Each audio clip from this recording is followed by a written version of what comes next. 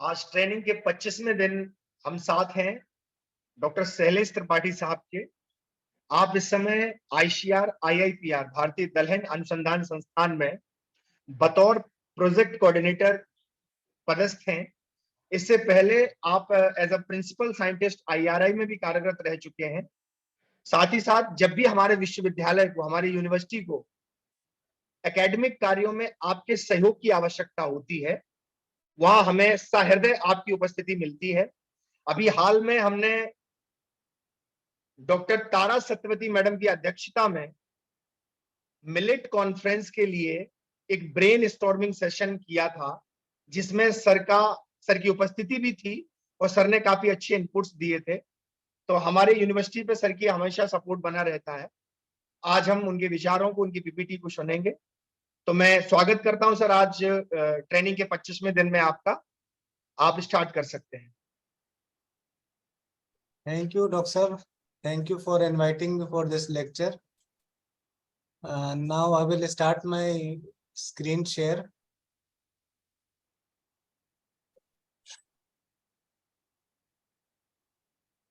तो मेरी screen visible है?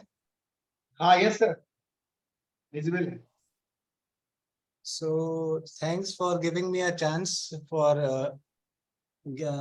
this lecture, and more of the points which I will be telling in this lecture on precision agriculture or precise phenotyping are from my previous institute where I was working for past 15 years, and before that I was there in ECRISAT for a few years.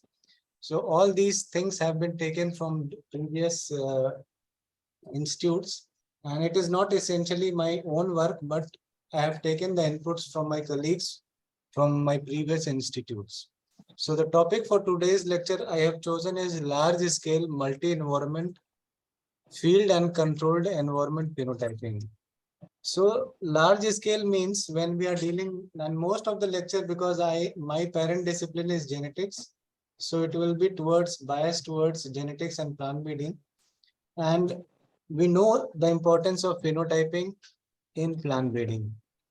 Unless and until we are able to precisely phenotyping means we are able to take observations, morphological or physiological or any other observations to the best possible way, then only we can either select a desirable recombinant in a breeding population, or if we are doing trait mapping or gene mapping, we will be able to map more closely, more precisely the genomic location responsible for expression of a particular trait.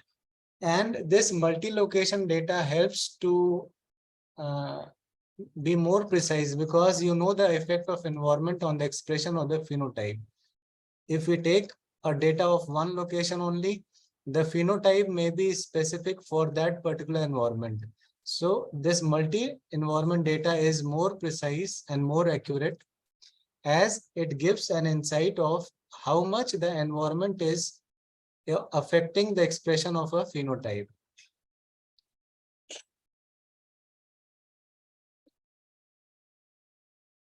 So we all know that what is a gene and what is crop improvement. Crop improvement is we are trying to assemble the desirable genes for different traits into a single genotype, and that genotype is an improved version which we are giving to the farmers for high yield or quality or different attributes. So basically a gene is, as you all know, a nucleotide sequence present on the chromosome, and it is a unit of heredity, and the genetic makeup of an individual or of a cell or an organism is known as genotype. An environment is all the physical and biological along with their interactions which affect the expression of the genes. So in summary, the product of genotype and environment is what you see. What is observed in the field, it is phenotype, and it is a product of genotype, the genes which you are carrying, and the environment in which that particular genotype is brought up. Now, what is the need to phenotype? Phenotyping is a prerequisite step for domestication. So what is domestication? Domestication essentially in terms of plant breeding is whenever we are bringing a wild relative of a crop and through human selection, so we are modifying the genetic constitution. So that is known as domestication, bringing a wild relative under human control. So this is the most primitive method of plant breeding. In fact, the farmers or the primitive man, they started cultivating plants and selecting based on whatever was the need at that time, more number of grains, bigger grains. So slowly and slowly the humans, they selected the best performing plants which they observed in their field, and in the next generation they used the seed which were born on that plants for raising the next generation. So slowly and slowly there was improvement in the characteristics of the plants, and from wild they became cultivated plants with more desirable characteristics. Now, when we say what is crop improvement, what are the different aspects in crop improvement? The most basic is selection. Selection based on observable characteristics of a plant. So selection of a species or a genotype which is having most desirable characteristics, and it is mostly based on the phenotype. Essentially, it is based on the phenotype. Whenever we go to the field, the breeders, they tag the plants which are looking good. So based on their observation, based on their experience, the selection is done in the field. Now, assembly of desired phenotypes. So first thing is, whenever you have a breeding population, you practice selection. But when you practice selection in a population, slowly and slowly, the variability which is present in the population, it goes down, it goes depleted. So there is now the population is looking more uniform because you are practicing selection each year. Now you are having more desirable plants which are uniform. Now no longer you can do selection. So at this point of time, what you do is, whenever the variability is less, you select the best plants and make crosses. You cross the two. So essentially you are trying to recombine the genes which are present in both these plants. So crossing and select for the desirable recombinant genotypes based on the phenotype. Then came the era of molecular breeding. So we understood how this phenotype is governed by the genotype. For each particular character or a trait, there is a gene or a QTL, quantitative trait loci. If it is a quantitative trait, it is governed by a QTL, and if it is it is a qualitative trait, then it is governed by major genes. So trait assembly and improvement based on molecular markers. So this is what is the recent era of molecular breeding, where we are mapping a particular trait, we are mapping linked markers which are associated with the genes which are responsible for a particular phenotype, and based on those linked markers, we are selecting the plants. So now no longer it is based on the phenotype. You go to the field, there are 1,000, 10,000 plants and you make selections. Now it is, you take the DNA sample, you come to the lab, you run the markers, and based on the markers, you are selecting the plants. Now recently there is a new concept of genomic selection, where you have a training population. You have 200 or 300, 400, 500 plants in a training population. You genotype all the plants or all the genotypes of the training population, either through the next generation genotyping technique or any other, whatever is feasible. And at the same time, you go for high throughput phenotyping of the training population. So suppose there are 300 genotypes, you go for sequencing as well as phenotyping in different locations, multi-locations or multi-year phenotyping. And based on these two data, the genotypic data and the phenotypic data, you calculate what is known as genomics estimated breeding values. So these values will give a hint as to how the plant, suppose the plant which is having a high GEBV, it should have a good phenotype. So now the selection is based on the genomic estimated breeding values. So you select the desirable genotypes which are having good GEBVs from a breeding population. So this is how there is shift in the breeding or the crop improvement from phenotypic selection, or we are moving for genomic selection based on markers or the sequencing data. But in all these cases, there is an importance of precise phenotyping. Unless and until you are able to precisely phenotype, you will not get a good connection between the genotype and phenotype. So phenotype-genotype relationship is the key for analytical breeding or precision breeding. Now, there are other reasons why to phenotype. Earlier, I told you the basic reason from breeding point of view or genetics point of view. Now, from the management point of view, precision farming is required. Suppose you have to find the water status or the nutrient status of the soil, or the outbreak of pests and diseases, pest detection. So suppose at the initial stage, you are able to identify either through the drones or the photographs, satellite images, that there is some incidence of a particular disease or a pest, then you can control at that initial step. So it is like a forewarning system for early detection of diseases and pests. Then decisions on harvesting. Whenever you are going for commercial agriculture, at which stage you should go for harvesting, so that there are minimum harvesting losses, shattering losses, or if you are having vegetable and fruits, then what is the right stage for going for harvesting. Then also post harvest operations can be monitored, like grading, quality of the produce, etc. Now coming down to some what you call as the breeder's equation or the genetic gain. Whenever you are going for genotyping and phenotyping, then what is the gain you are getting? If you are selecting based on the genotype or the GEBVs, how much genetic gain you are getting? So what is genetic gain? Breeding program aims at the improvement of the genetic quality of the base population. What is a base population? A population from which you are going to start your breeding program. You are going to start develop a improved population. So that is a base population.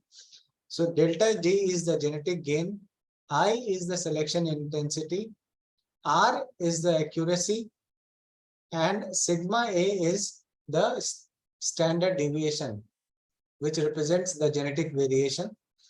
T is the time which is required for developing your improved genotype. So selection intensity is the difference between the mean of the selected individuals and the mean of the base population. So it is the population's phenotypic standard deviation. Accuracy means how well the selection criteria represents the selected breeding candidates.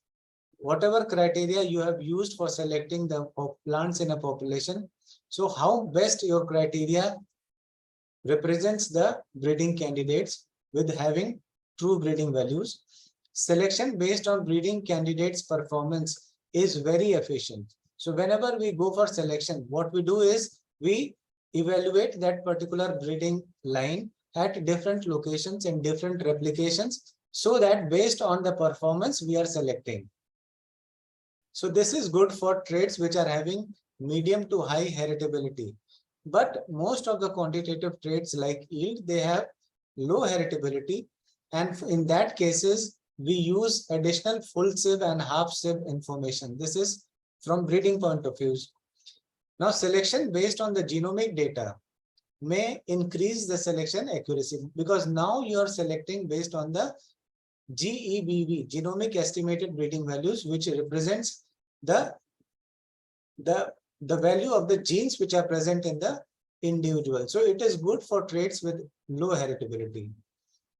Genetic variation. Breeding population with high level of additive genetic variation is good for selection. So whenever there is more predominance of additive genetic variation, then the selection will be more effective. And T is the generation time. So if you are able to take more number of generations per year, either through speed breeding facility or through using the off-season nurseries, you are having more genetic gain. Then more number of generations, you are reducing the time to develop a good improved genotype. So more genetic gain. Now, conventional phenotyping in earlier days or initial days, or wherever there are not much facilities available, we still go for, suppose for biomass and growth rate measurement. You cut the plant, weigh, pack it, whatever, you dry it in an oven, and then you record the weight of the dry sample.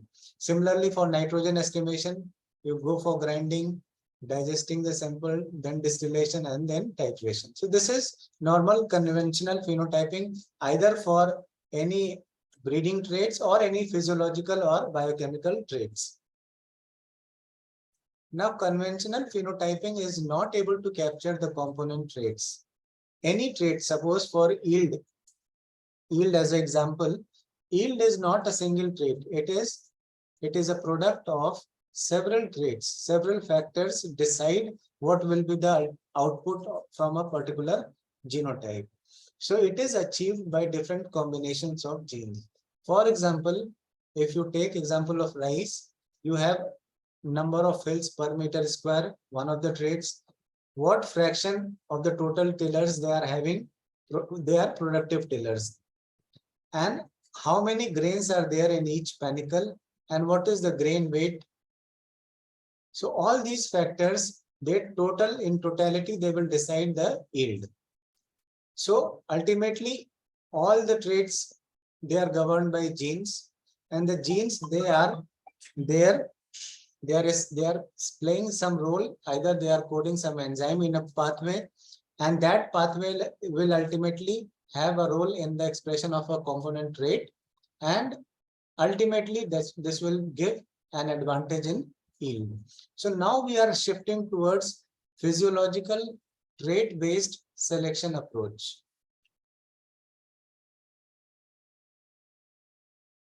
Now, conventional phenotyping is labor, space, and time intensive. We are having shortage of labor. We are having less space now because more disciplines are there. You have to have field for different experiments, and it is time intensive. You have to devote time in the field. So suppose you have to handle a population which is having 1,000 or 2,000 plants, it will take a lot of time. With the advent of next generation sequencing and chip genotyping, data on the genotype is obtained quickly at a cheaper cost. So now we are knowing that in genotyping we are progressing. Now we can get the whole sequence of a particular genotype at lesser cost. However, the use of genome-wide information on the genes, that is the SNP variations in the nucleotide, to establish a genotype trait relationship, how that particular SNP variation is responsible for a particular trait, is limited due to non-availability of deep phenotypic data. So now we have good machines, good platforms where we can go for extensive sequencing, resequencing of the genotypes. But what is still lacking is non-availability of accurate or precise phenotypic data. Endpoint or few time point phenotypic data. So normally we take data at particular stage of a plant, either at the close to maturity or at one or two different stages. Now this, we are failing to capture the dynamic genotype into environment interaction. At each stage of a plant, the environment is playing a role. So we are not able to capture that particular information on organism-wide scale. So same level of yield can be achieved by several combinations of physiological processes. We don't know which physiological process is responsible for giving a good yield in a particular genotype. So there are a number of physiological pathways which are responsible ultimately giving you high yield, but we are not able to pinpoint that this particular gene in this pathway is responsible for this particular trait, which is increasing the yield. Not possible to get more than a few traits measured in a mapping population. So what is a mapping population? Mapping population we are developing for mapping the genes or the QTLs present which are responsible for a particular phenotype. So if we are having there is a minimum population size, only then your data will be considered good for mapping. So at least there should be 300 to 500 individuals. Suppose we are talking about recombinant inbred lines. So minimum population size should be 300 to 500. So it is not possible to have the data on the many traits in the entire 300 to 500 plants. So this led to the genotype phenotype bottleneck in analytical opposition breeding. So this is a whole diagram which I was talking about. You have the role of the genome, the genes present, then you have the role of the epigenome, the different methylation and other processes which are affecting the expression of the genes. And then in transcriptome also you have different types of splicing or different mechanisms. So, and then you have at protein level also there are different regulations. Ultimately, all these interactions and the interaction of these things with the environment will affect your phenotype.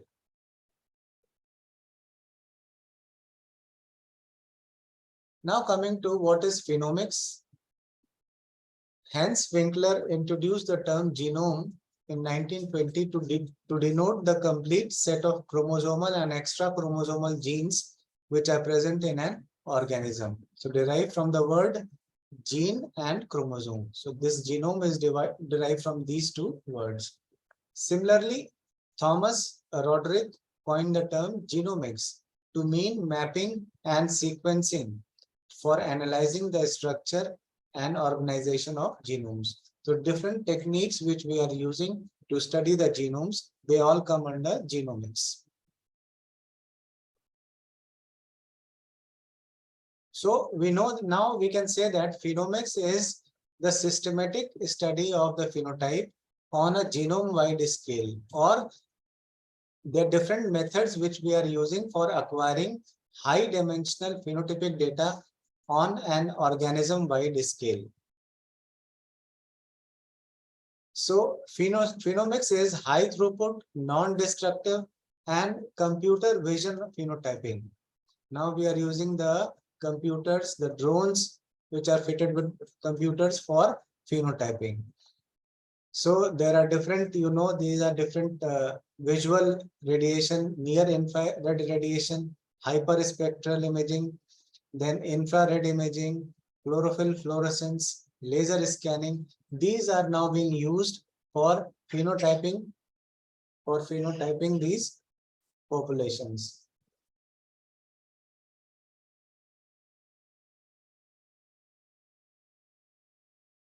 Now the high throughput phenomics.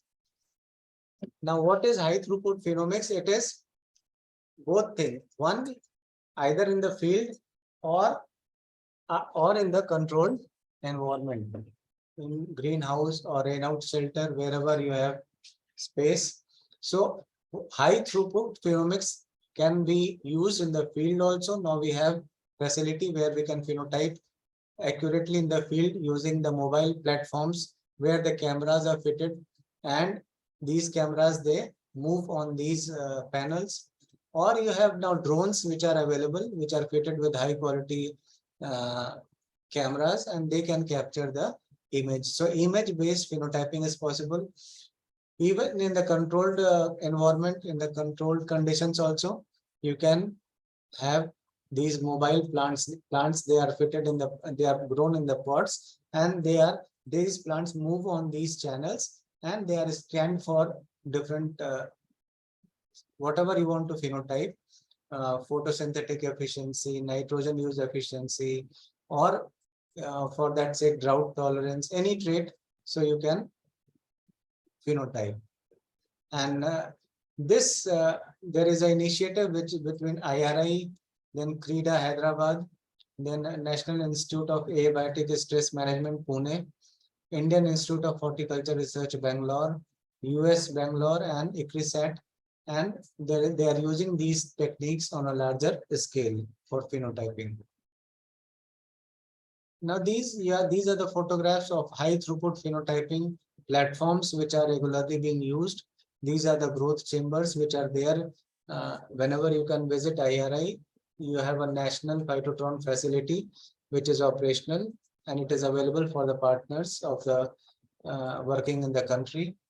Then you have greenhouses, and these are different phenotyping platforms. Again, you can see these are phenotyping for drought tolerance using the rainout shelter. Whenever there is possibility of rains, this shelter will cover these plants, and these are grown in lysimeter tubes where you can take the measurement of the root length, root density, root biomass, and the different root traits, which was otherwise not possible in the field. In that case, you will have to uproot the plant, and that plant will not be that will ultimately die. So now there are different sensors which are used in these platforms for phenotyping. Most of them, they are based on the electromagnetic radiation, which I told. Electromagnetic signatures or images, they are obtained by the sensor to derive the information on different traits of the plant. So you can have visual, near infrared, hyperspectral, infrared, then chlorophyll fluorescence for photosynthetic efficiency, bioluminescence, and different other radiations.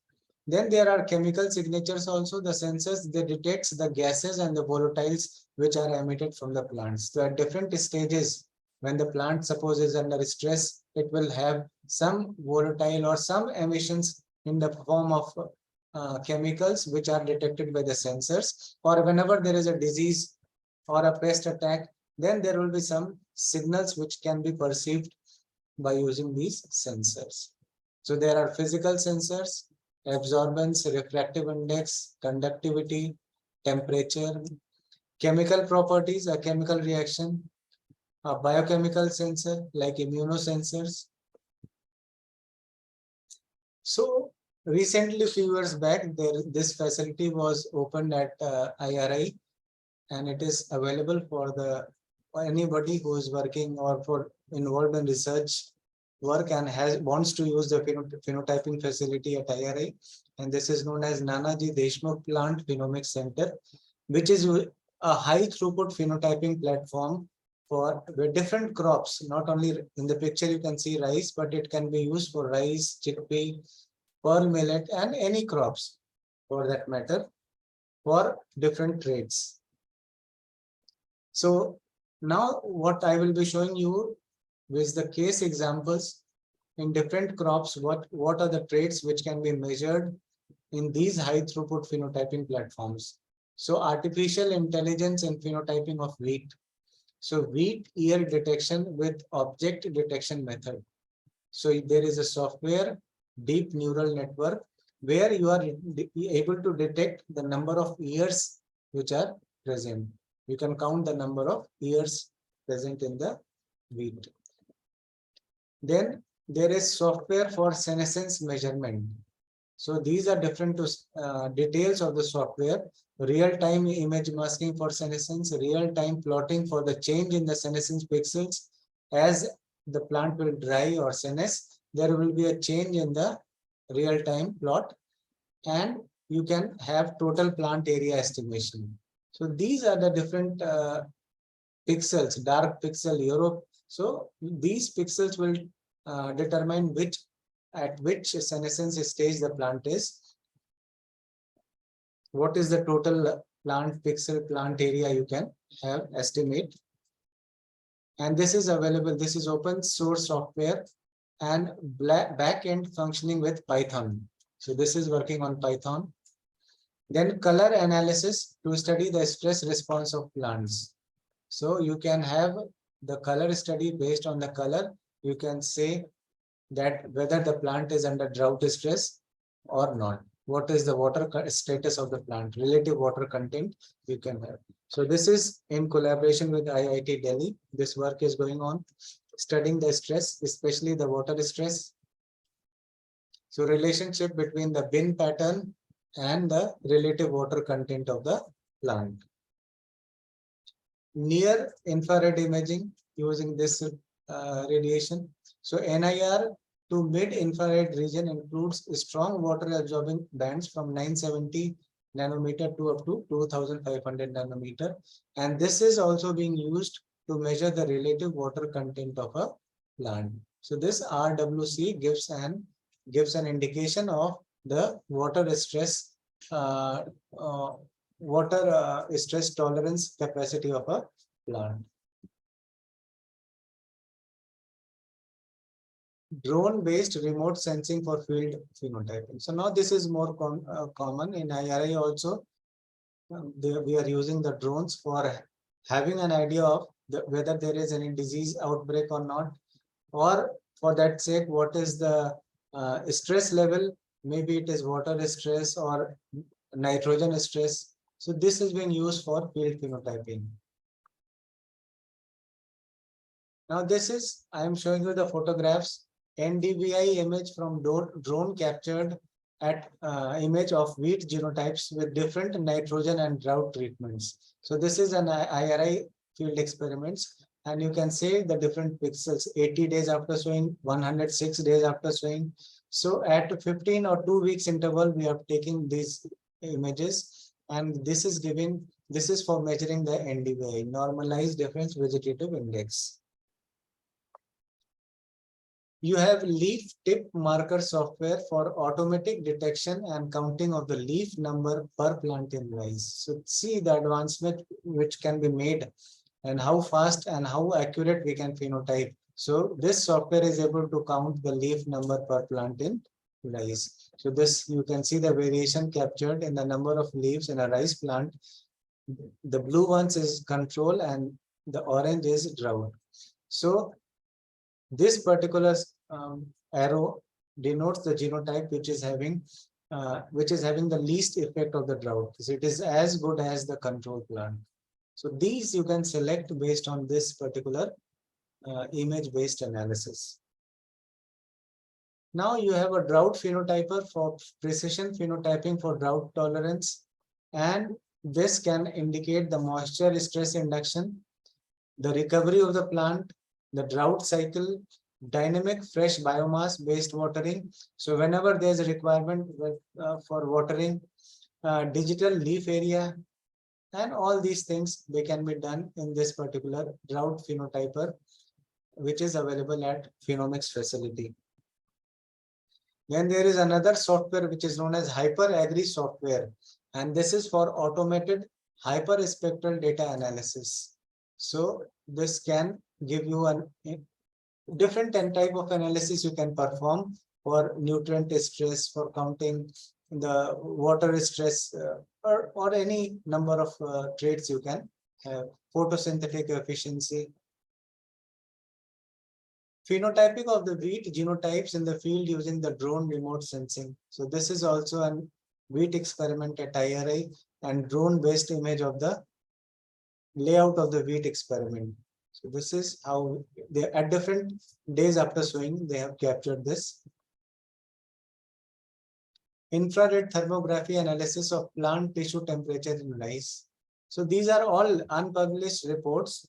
Some of them, they are part of a student PhD work carried out at this Plant Phenomics Center at IRI.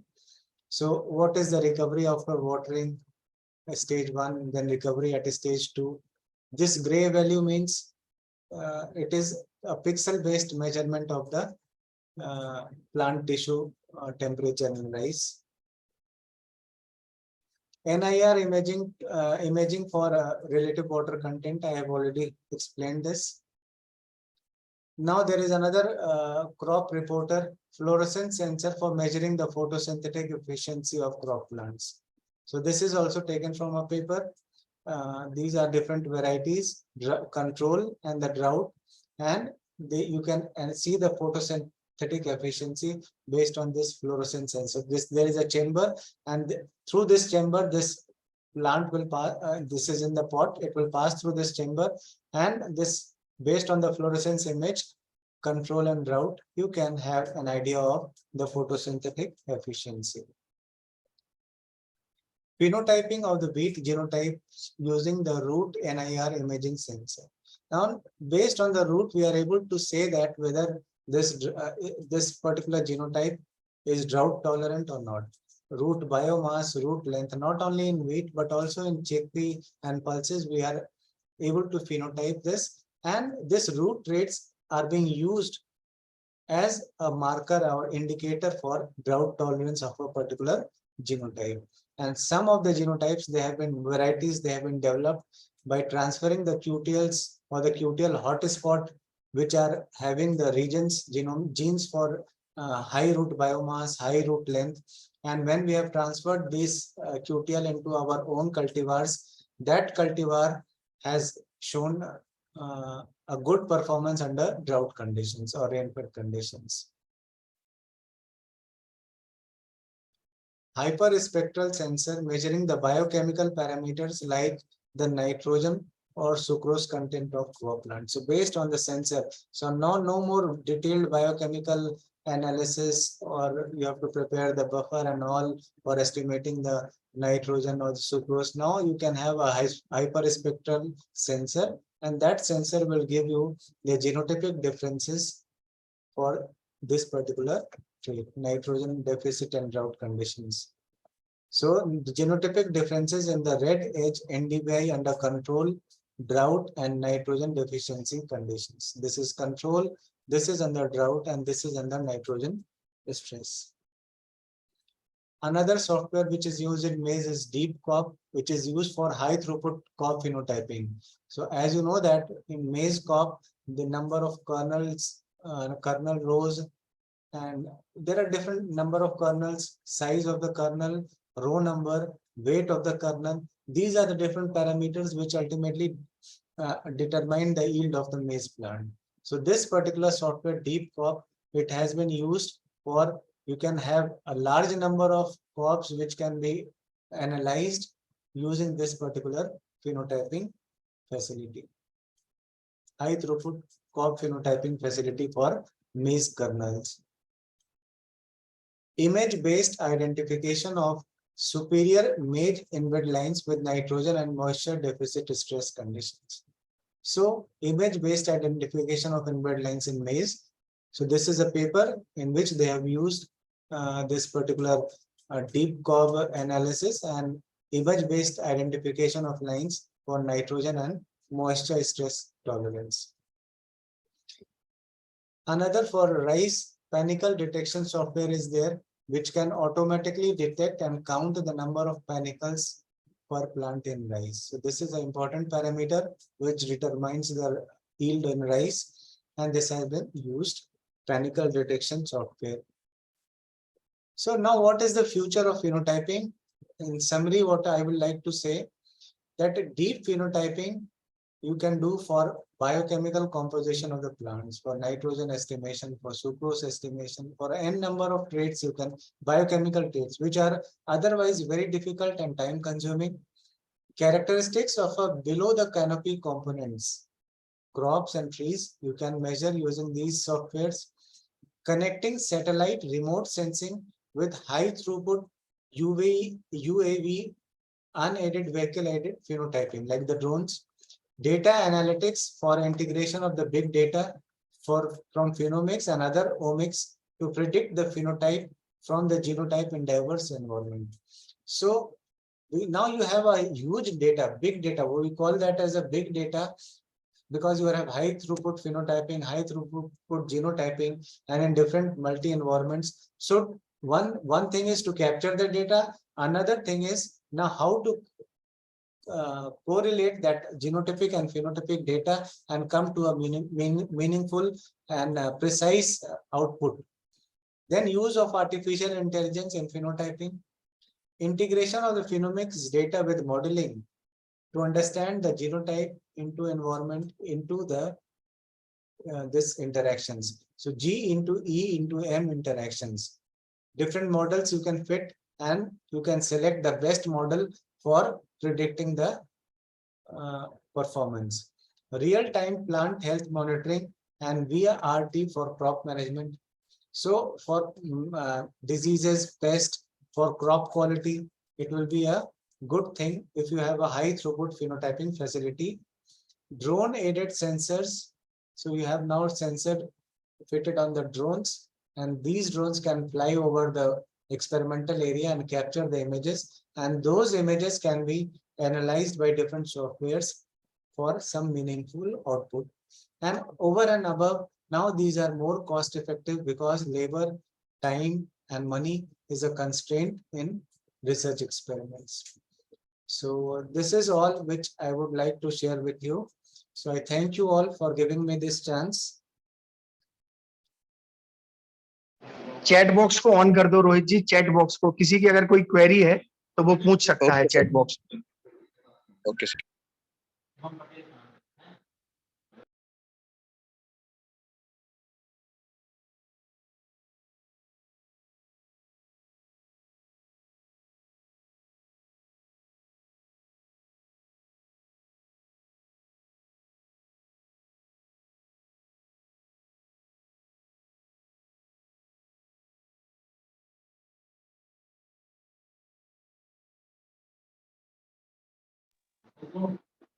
जो candidate chat box में लिखेंगे उनकी query को मैं sir तक पहुंचा दूंगा।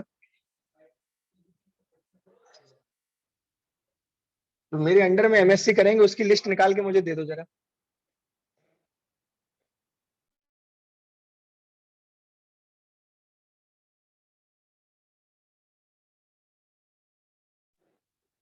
तो किसी ने ये पूछा है what is additive genetic variance.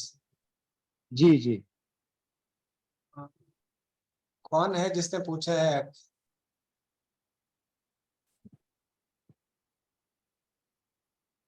Question sir यही अभी आए हैं कि आप अपना नाम नहीं, अगर किसी को पूछना है तो व्हाट इज द नेम और किस डिसिप्लिन के हैं तो उसी तरह से मैं एक्सप्लेन करूंगा। जी जी जी जी जी जी जी।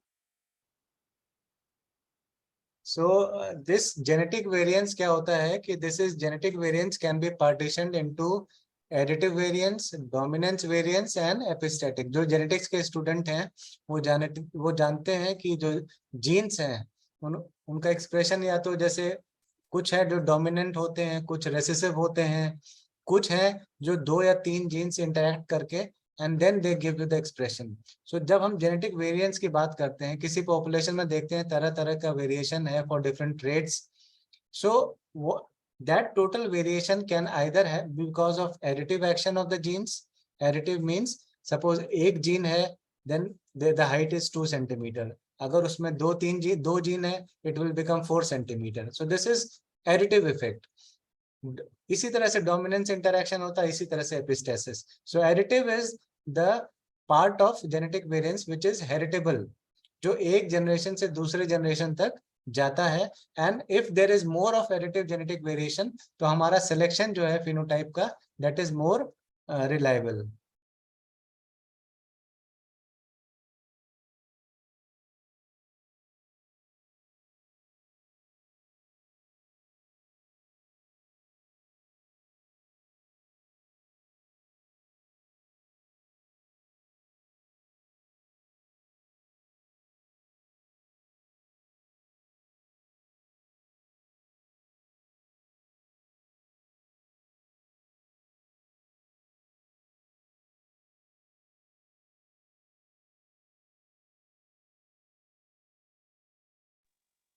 सर एक साइंटिस्ट हैं जिन्होंने पूछा है कि I want name of scientist who have received Nobel prize in genetics. कौन है पहले हम उनका शक्ल तो देख लें तब तो हम जवाब दें। डॉक्टर त्रिलोकनाथ राय हैं। रोहित जी आप अलाउ करिए बात करने के लिए। हाँ, थोड़ा call face to allow face कर दीजिए इंटरेक्शन। हाँ, ऑल अलाउ कर दीजिए आप। एग्रीकल्चर में अभी तक किसी को नोबेल प्राइज नहीं मिला है। जो ग्रीन रेवोल्यूशन के फादर थे नॉर्मन बोरलॉग, उनको मिला है सिर्फ, और वो भी है नोबेल पीस प्राइज। क्यों? क्योंकि एग्रीकल्चर, जो ग्रीन रेवोल्यूशन हुआ था उसकी वजह से जो लोग भूख से मरते उनको उन्होंने बचाया था, तो उनको नोबेल पीस प्राइज दिया गया था। और वैसे जेनेटिक्स में बहुत सारे नोबेल प्राइज मिले हैं। 1910 में मॉर्गन को मिला है, उसके बाद मॉर्गन के 3 स्टूडेंट थे उनको मिला है, और there are many Nobel prize in genetics. कोई पर्टिकुलर पूछना चाहते हैं तो वो बताएं, पूरा गिनाना तो मुश्किल हो जाएगा। हाँ, गिनाना मुश्किल हो जाएगा, बिल्कुल सही कह रहे हैं सर आप। How can you measure the root traits in a perennial crops? एक डॉक्टर जीना मैथ्यू है, उन्होंने पूछा है कि how can you measure the root traits in a perennial crop? हाँ, ये तो मुश्किल है, बिकॉज जो हम फिनोटाइपिंग करते हैं, जो प्लेटफॉर्म्स हैं, जो हमारी फैसिलिटी है, वो क्रॉप्स के लिए है, तो पॉट्स में ग्रो करके या सिलेंडर्स में ग्रो करके हम मेजर कर लेते हैं। लेकिन जो पेरिनियल ट्रीज हैं, प्लांट्स हैं, उनके लिए फिर या तो या सैटेलाइट बेस्ड इमेजिंग का कुछ सॉफ्टवेयर है, और हमें नहीं पता क्योंकि हम उस पर नहीं काम करते हैं, बट हमने पढ़ा है कि because for trees also they are using in different countries this artificial intelligence and drone based phenotyping. वैसे सर काफी लोगों ने बस सराहना की है कि बहुत अच्छी पीपीटी है, काफी अच्छा प्रेजेंटेशन रहा है, हर व्यक्ति सराहना कर रहा है ना। और कुछ लोगों ने ये भी कहा है कि सर यदि संभव हो तो पीपीटी शेयर करिएगा। तो आपने पीपीटी मुझे भेजी है, यदि आप अनुमति देंगे तो मैं उस पीपीटी को पार्टिसिपेंट्स तक भेज दूंगा। नहीं, इसमें कुछ ऐसा डेटा है ना, जैसे हमने उसमें नीचे लिख रखा है अनपब्लिश्ड डेटा। ज्यादातर जो अच्छा डेटा अच्छा। है वो अनपब्लिश्ड है, क्योंकि अभी नई नई टेक्निक्स हैं, नए कुछ पीएचडी स्टूडेंट्स काम कर रहे हैं, जी तो जी जी unless until they publish it उनको शेयर करना ठीक नहीं रहता है। जी जी, ठीक है। इसीलिए मैं सर प्रत्येक पार्टिसिपेंट से पूछ लेता हूँ कि पीपीटी में शेयर कर सकता हूँ कि नहीं। तो यही है कि आप जब पब्लिश कर लें हम तब भेज देंगे उसको सर। हाँ हाँ, देन वी कैन शेयर, या जो पब्लिकेशंस हैं वो हम आपको भेज देंगे, वो आप शेयर कर दीजिएगा जिससे हमने ये बनाया है। जी जी जी जी, ऐसा हो जाएगा सर। बाकी सर मुझे तो नहीं लगता कि चैट बॉक्स में अब कोई क्वेरी है। Nice presentation, nice presentation, nice presentation, अरे बस यही धन्यवाद सर लिखते हैं। धन्यवाद। जी जी जी, ठीक है सर, मेरे निवेदन पे आपने सेशन लिया, बहुत बहुत धन्यवाद सर। और आगे के जो प्रोग्राम यूनिवर्सिटी की तरफ से लाइंड अप हैं, आज तो जैसा कि मैंने बताया कि ऑनरेबल गवर्नर मैडम यूनिवर्सिटी आए थे, तो काफी हाँ व्यस्त बने रहे, काफी busy बने रहे। और आगे के जो प्रोग्राम सर लाइंड अप हैं, एक हम आशिया अटारी के साथ कॉन्फ्रेंस कर रहे हैं 16-17 अगस्त में, इकरी शेठ हमारे साथ है। साथ ही साथ एक मिलेट कॉन्फ्रेंस भी है। और एक सर हम जो है 21 डेज की एफडीपी कर रहे हैं, फैकल्टी डेवलपमेंट प्रोग्राम। तो जहां सर जैसा इन्वॉल्वमेंट आपका हो सकता है, हम चाहेंगे कि आप सर उससे जुड़ें। नहीं, बिल्कुल बिल्कुल। जी जी जी, ठीक है। Thank you so much sir, इस कार्यक्रम का थैंक हिस्सा बनने के लिए बहुत बहुत थैंक धन्यवाद। Thanks a lot. जी, सभी पार्टिसिपेंट्स लीव कर सकते हैं।